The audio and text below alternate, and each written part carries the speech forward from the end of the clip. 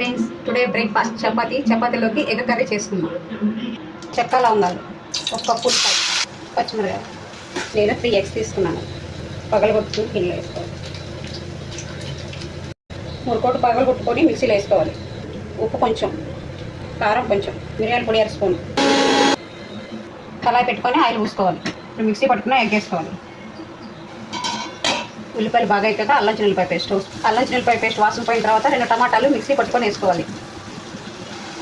ఉప్పు సరిపడినంత, కారం 1 స్పూన్, పసుపు 1 స్పూన్, ధనియాల పొడి 1 స్పూన్, గరం మసాలా 1 స్పూన్, పుదీనా 1 గ్లాస్ వాటర్.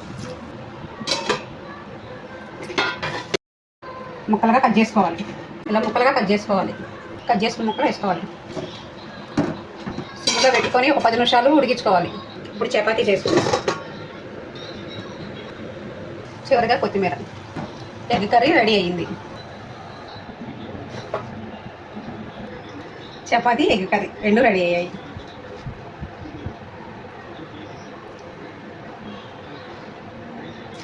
సూపర్ ఉంది. ఈ వీడియో కానీ మీకు నచ్చితే లైక్ చేయండి, షేర్ చేయండి, సబ్స్క్రైబ్ చేసుకోండి.